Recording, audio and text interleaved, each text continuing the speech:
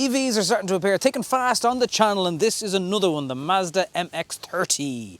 And it's got just under a 36 kilowatt hour battery. It will do, in Mazda's words, up to 260 kilometers. My experience seems to be in city driving a little bit under 200, and that range will dip quickly depending on whether you're going on motorways or not. We'll get into that a little bit later on. One massive difference this car has with so many EVs on the market today is it doesn't have a huge battery because they want, in their own words again, to not have a big CO2 backpack sitting on the back of it. They don't want it to compromise the handling, and they've put a lot of the money that you're going to pay to get this car into the interior. In simple terms, it means it has a far nicer interior than so many EVs on the market today. We're going to have a little look around it. It's got weird doors, it's got quirky face, and it's got a pretty good app. So we're going to have a look at all that in this review right now. Hasn't it got such a nice little face? It's like, hello, I'm a nice friendly car. I love the little pin spots when the daytime running lights are on in here. A nice looking side profile. This is ceramic, that's the colour of it. And over the top you got your black contrasting roof, which also is very, very nice. And then there's heaps of stuff as standard, like rear cross traffic monitoring when you're reversing out. If there's a car approaching from either side, it'll beep and warn you. One bit that is weird, right? If you're getting people into the back, you've got to open these doors every single time like this. Won't lie to you, a bit of a pain in the hole when you're trying to get kids in and out of that, because even just you're on the side of a road and you've got all this extra space taken over. These doors weigh a ton, those doors not so much. These windows, they don't open. And also in here, come closer, this hinge for the door, you'll whack your head off it, especially the first time, and if you're really stupid, maybe second and third times when you hit it off this. And then when they're out, the legroom is okay. You get an armrest, but there's no charging access points in the back of the car. And it's snug. And as I said, these doors weigh an absolute ton. Feels solid though. Space in the back, bit less of an issue in the boot of the car because it's pretty decent actually. It's like your typical hatchback size boot. There's a little bit of a storage area down below, but not a huge amount. So things like granny cables will just be flung, but I mean they do give you a bag. It's actually quite a nice bag.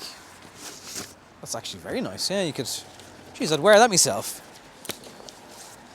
So that will house your cables, but not tons of space in the actual boot to do that. That's very good looking. I see where the money's going, Mazda. When you're sitting up here, you get the real sense of, oh yeah, this is different. So this screen is just for your climate and your heated seats, and you can adjust that. It's always there. This screen then is for your sat nav and your radio and messing around with stuff and connecting devices and all that stuff, Bluetooth, CarPlay, yada yada yada. This jog wheel, exactly like you'll get in the Mazda range today.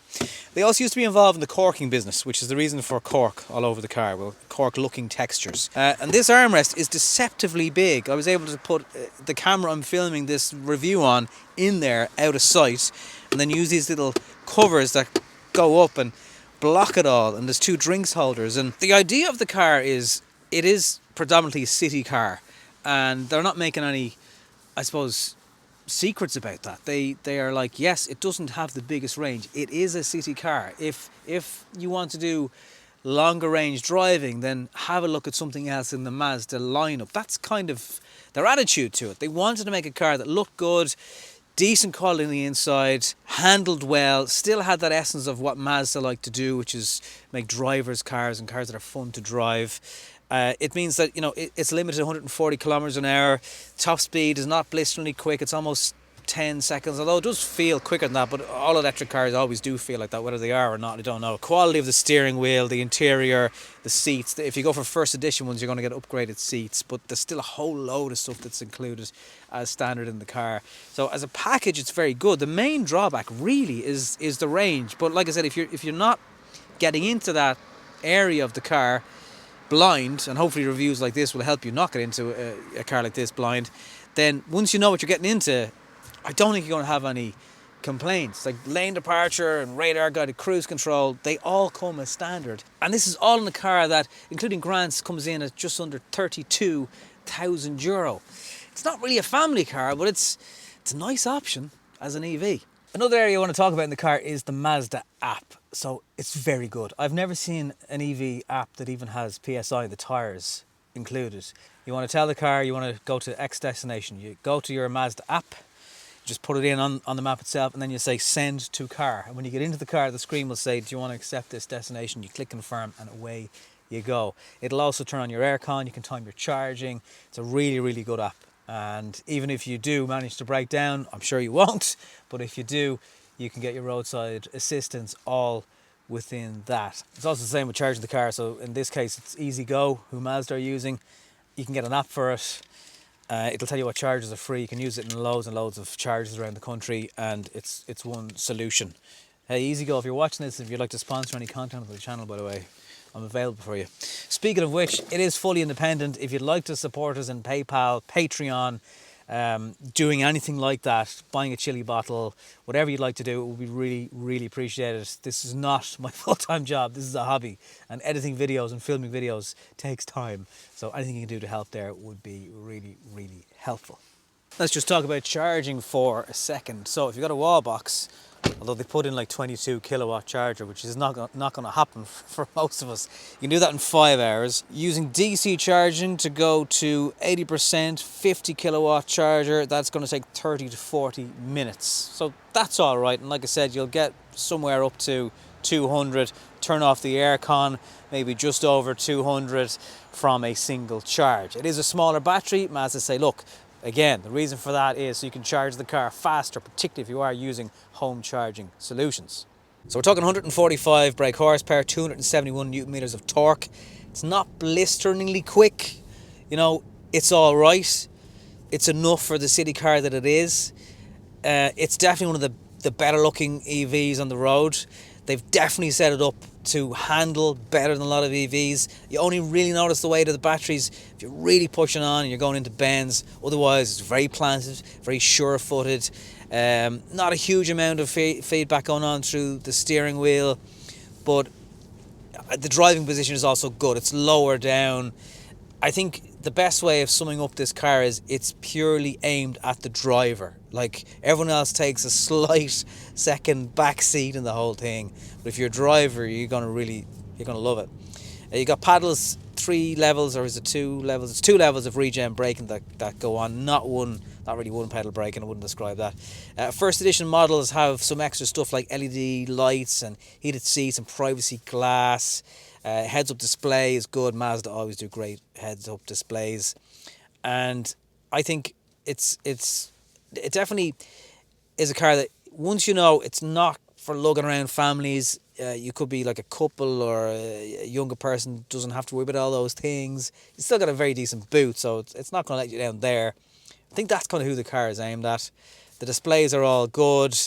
Bit of digital, bit of analog, because that's how Mazda continue to like to do things. You really don't notice when you're sitting in this car, like I've driven a lot of electric vehicles at this stage, and a lot of them do have a lot of plastics going on. This car is not without plastics. You got recycled material here as well. You mightn't like that, but overall it is good. If you get a first edition also, another thing you get is upgraded seats, so there's bits of leather on it. And again, it is a classier place than an awful lot of electric vehicles on sale today. I will say that about it. Don't know if you can hear that little fake engine noise. They're not the only ones doing it now. Audi are obviously putting it into some of their cars. It does sound a little bit fake. I'm not sure I'll be bothered myself. It's an optional extra on certain cars as far as I know, and I just sit in silence, enjoy the peace. That's one of the nice things about EVs, you know. You can just sit there, enjoy, don't worry, don't get stressed. It's more relaxing to drive. And yeah, unless you really like that. Bring this car into a motorway and you're going to see the range drop. Again, Mazda are very honest with this. If you're doing lots of motorway driving, unless you can charge in both places. If I was doing a round trip without a charge on a motorway, a bit of that kind of driving of 150 kilometers a day, I'd be nervous. I really would. Now, maybe that would ease off on me after a while. I'd kind of find myself charging this car maybe every 2 days at home, just to be sure. You know, you might be a bit nervous about that, but I think they've done a good job of making the handling of it somewhat replicate a normal car. And when you sit into it and you go, yeah, this is a nicer place to be. I think it's one of the big points of it all. If the MX-30 is going to be a city car for you, however, I really don't think you're going to run into any sort of difficulties. And as I always say, once you have a home charger, it really makes electric vehicle ownership very very straightforward. I know sometimes you're going to need a bit of public charge, and that's not without its faults. Rarely is it the fault of the manufacturer of the car, though. But I think if you charge at home and city driving is your thing, this is an electric car that you can have a look at. We're checking out this review of the MX-30. We have loads of EVs coming up over the next few months on the channel, but plenty of fun stuff as well, like performance stuff. There's a bit of diesel stuff in there. There's a lot of hybrid stuff now kicking in from a lot of the mass brands. So we're getting to that space quicker and quicker all the time. I mean, I can only imagine what 2022 is going to be like for EVs, but this is the first time, as far as I know, that I've done 2 EV weeks in cars back to back. So that kind of gives you, it is happening all the time. And we're definitely in a space now where if you are on the lookout for a new car, or you're thinking about it, you have to now think of what else is on the market EV-wise, because if you're going to keep a car for 4 or 5 years, it's very hard to know right now where the market's going to be in terms of diesel and petrol in 4 or 5 years. But one thing's for certain, it's going to have EV in it.